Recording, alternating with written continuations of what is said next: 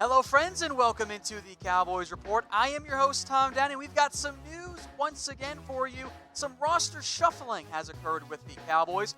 Wide receiver Cedrick Wilson, this is not much of a surprise, rather expected, as we've said before. He's been placed on IR. To replace him, the Cowboys have promoted offensive lineman Mitch Hyatt from the practice squad. To be quite honest, not the route I thought they were going to go. I don't think we're going to see Hyatt active on game days at all. They've also added a receiver to the practice squad, Cyril Grayson. Some of you might know him. He's an absolute speedster. That's what he brings.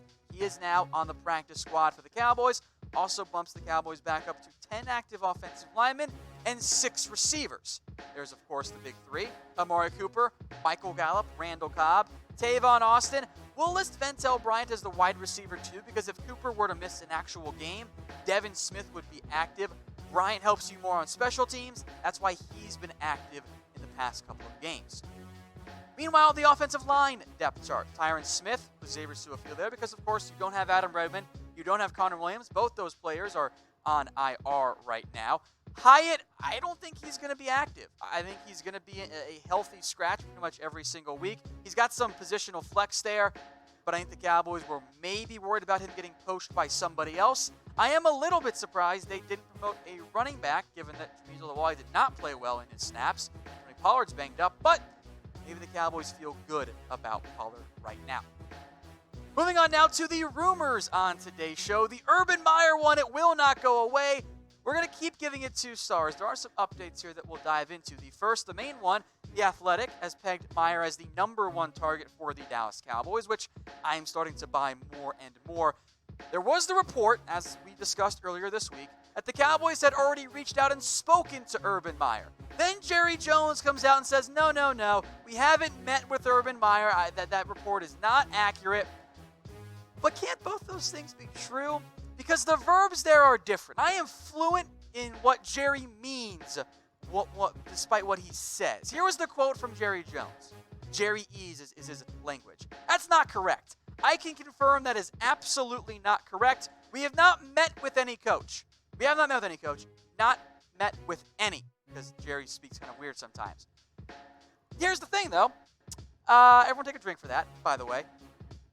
The report was not that the Cowboys met with Urban Meyer. The report was that someone, Stephen Jones, spoke with Urban Meyer.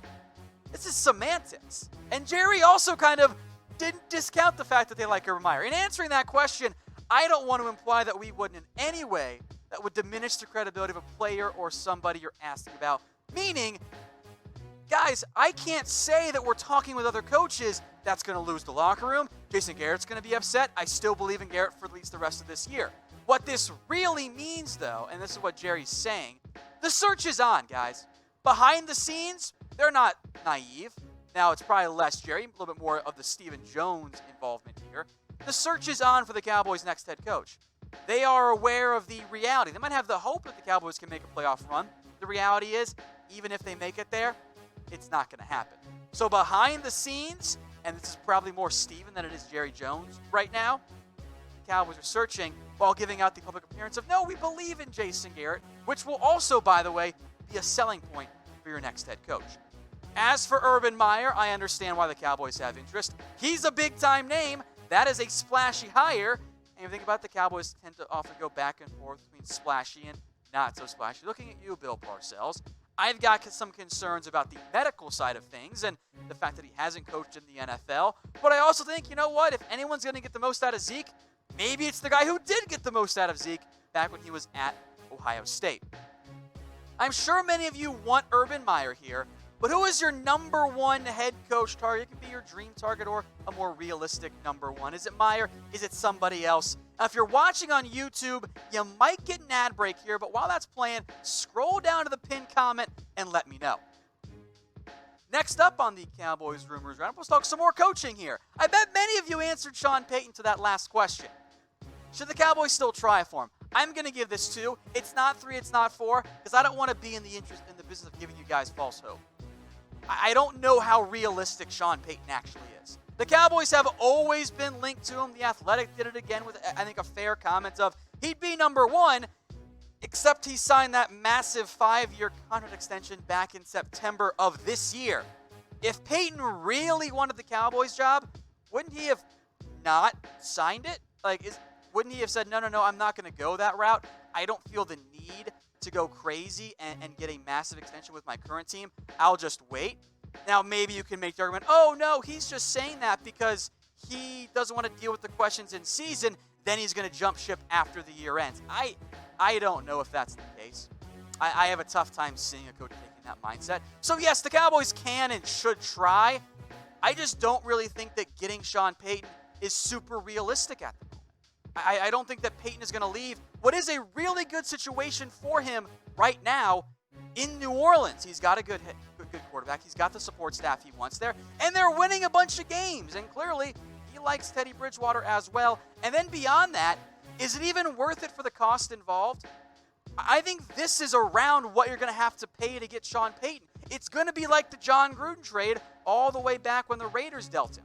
The BUCS gave up a lot. Now, in the end, it was worth it for Tampa because they won a Super Bowl. I think you can even make some similarities here. Tony Dungy wasn't winning enough in Tampa, got them close, not far enough.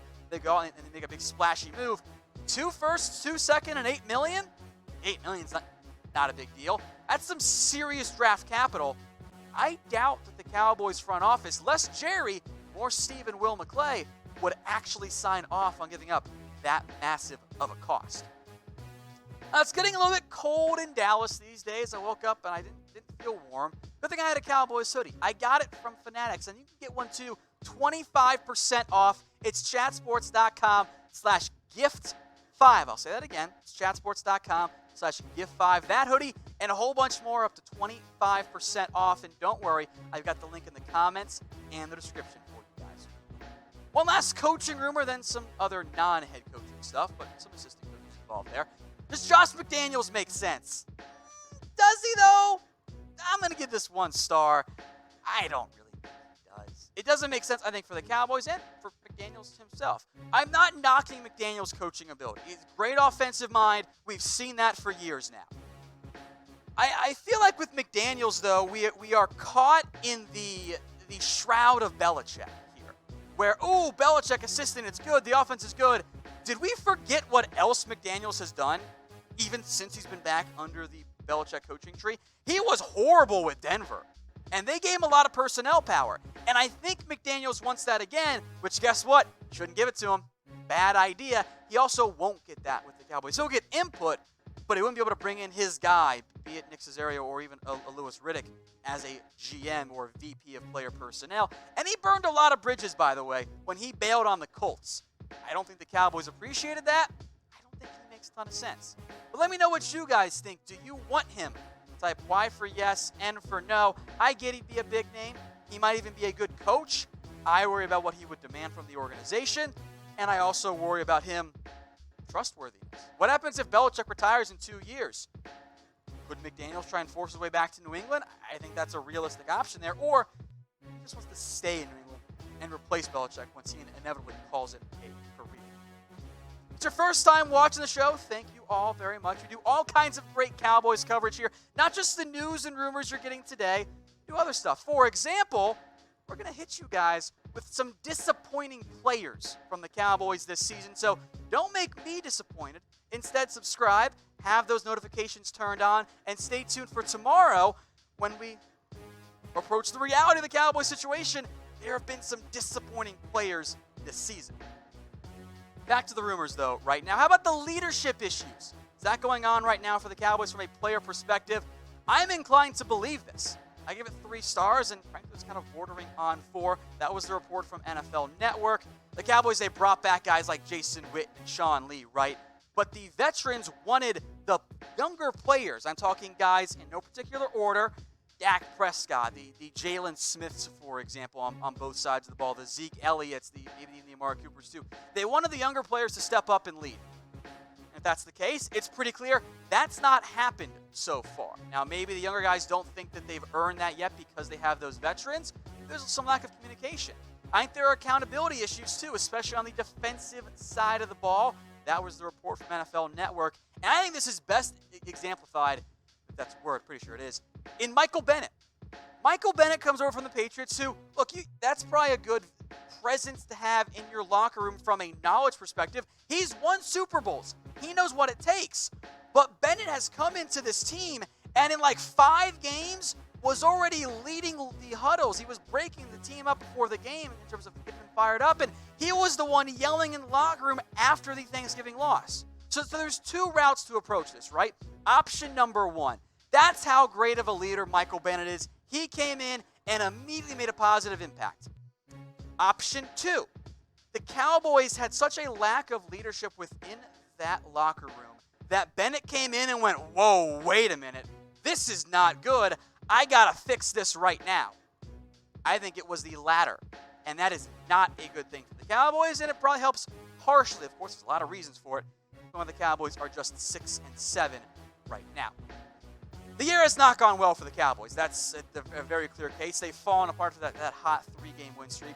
So how many of you fans have flipped over to the NBA where the Dallas Mavericks are playing really well? Are you guys Mavs fans too? Because you are in Dallas, or are you just Dallas fans in general? Let me know in the comments. Type M there if you are. And after this next room, we'll come back and talk a little bit more about this. Kind of sticking here with the leadership issues and the lack of success. Should the Cowboys just lose out and tank? Now, you guys know me. I'm always on board with tank. I think it's a good idea for the NFL. I can't quite get behind this yet. I'm going to give it 2 stars. I think there are some understandable arguments for both sides. Look, the Cowboys are still in the playoff picture, right? And if you're in the playoff mix, you got to try and win. Those years don't come around all that often, even if you're a team like the Dallas Cowboys. So I think that is a big, big deal there for Dallas. If you are in the mix, shouldn't you do everything you can to try and win games? Isn't that the whole point of it? The problem is here for the Cowboys. Are you going to do anything in the playoff picture? Is that going to be an option? Are you going to go one and done? And at that point, doesn't the long-term priority take over? I think it's a discussion worth having. I don't really know where to chime in there. The Cowboys lead the NFC East right now. They're 6-7. Heck, they can win 2 games the rest of the way. They're going to get in at 8-8, which would somehow, I think, be the most perfect Jason Garrett ending ever. Or maybe it is, maybe it isn't there. But do we have any faith in the Cowboys right now? Like, are you betting on the Cowboys to win the NFC East? The Eagles don't look very good. Cowboys don't look that good either. I bet on them before the year on BetDSI. I went to chatsports.com/bet. I used that promo code Cowboys120 for that 120% deposit bonus. But I don't have any faith in them right now. I bet on them a lot earlier this year. I can't do that the rest of the way. I can't. They play Week 15 against the Rams. I'll let you guys in on a secret. That game's meaningless. Doesn't do anything for the Cowboys. Even if they win, they still got to focus on beating the Eagles Week 16. It all comes down to this. You can do whatever you want against the Rams. You lose, it doesn't really change your playoff picture. The Redskins are horrible. They're not going to be trying to win that game in Week 17. It all comes down to Week 16. You beat the Eagles, you're probably going to the playoffs. You lose that game, you're probably not. So just kind of, keep that one in mind there for the Cowboys. The Rams game, it's not important. It's the Eagles and the Redskins. Those 2 NFC East matchups. You drop that game against LA, win your last 2, you're still in. So let me know. Do you even want the Cowboys to make the playoffs? I've seen you guys in the comments and on Twitter saying you don't really want to. I get that. I don't know if that's the route you really end up going. Now, if you guys want a shout out on the show, pay attention because we asked you about the Mavs earlier. If you are a Mavs fan, we do here at Chat Sports more than just Cowboys and NFL. We also do all kinds of Mavericks videos and coverage. So if you want more Mavs videos here, go follow at all_things_Mavs on Twitter. Yes, there are 2 underscores in there. Don't worry, check the description, check the comments. I got the Twitter link in there for you too. If you are among the first 10 to follow them, and you DM me and tell me that you did it on Twitter at WhatGoingDowney, we'll give you a shout out on our next live video. That's all things Mavs.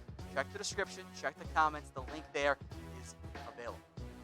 The last rumor, drafting Derrick Brown. Oh, how I wish this could be true. I wish it was only 1 star. I would love it. But unless you typed in you don't think I was make the playoffs, Don't get your hopes up, guys. Derrick Brown would be a great fit. The Dallas Morning News floated this idea. He is exactly what the Cowboys need on the interior. An actual one technique who can stop the run and can pressure the quarterback. The Cowboys, though, historically, don't value these types of defensive tackles. I don't know if they like Vita Vea all that much. They haven't drafted a true one technique in quite a while, especially once you get outside of, until you get, I should say, to the latter part of the draft, like round 6 or round 7. And Derrick Brown is a fantastic player. I know he's only got 4 sacks. Sack production doesn't always equate to pressure, and Derrick Brown gets plenty of it. He's been a disruptive presence. I would love for him to come in and be your one technique. That helps out quite a few of your problems on the defensive line.